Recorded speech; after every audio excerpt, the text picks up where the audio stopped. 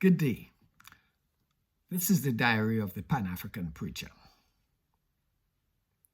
There's an African proverb that says, the child who is not embraced by the village will burn it down to feel its warmth.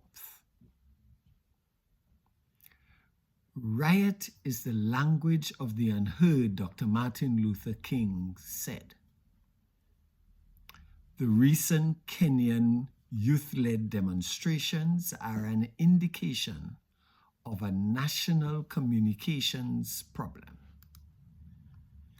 What is clear is that there exists in the nation a breakdown in communications and a deep distrust between the existing authorities and its young citizens.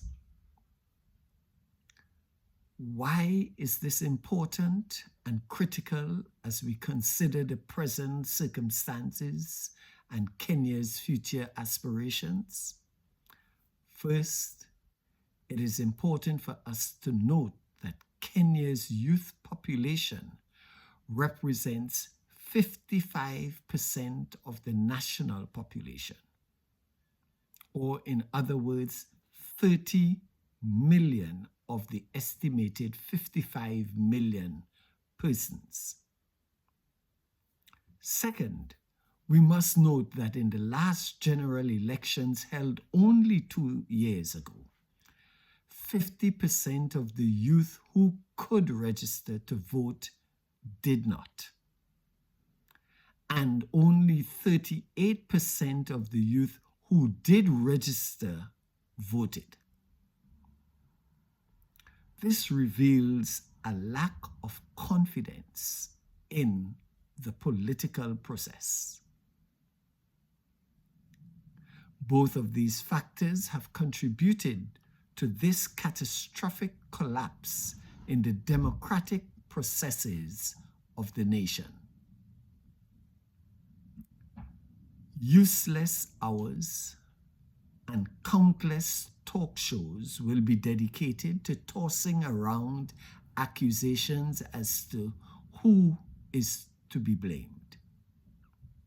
Suggestions will include the Ruto government, out-of-control youths, Gen Z, criminals, irresponsible parents, the cost of living crisis, heavy-handed policing, under-supervised soldiers, ineffective legislation, inefficient courts, the COVID-19 pandemic, the IMF, the World Bank, even the Western powers.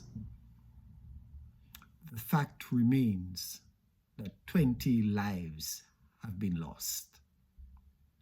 Hundreds lie injured in the hospitals. Thousands of livelihoods have been thrown onto the breadline. The National Parliament and High Court buildings are in need of extensive repairs. Businesses have been looted, and the cities and towns around the country are in disarray.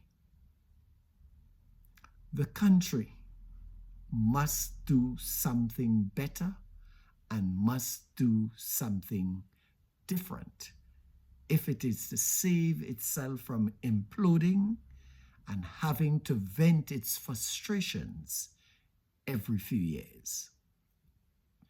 Be mindful that there have been riots in Kenya in 1982, 1990, 2007, 2013, 2017, 2022, and now in 2024.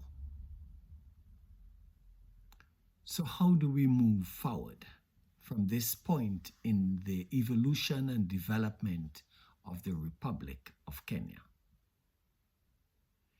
Given that we have seen the disastrous effects of the potential of the child to burn down the whole village, we must return to to the care and well-being of our youths and our children, to protect them and to facilitate their transition into adulthood and nation builders.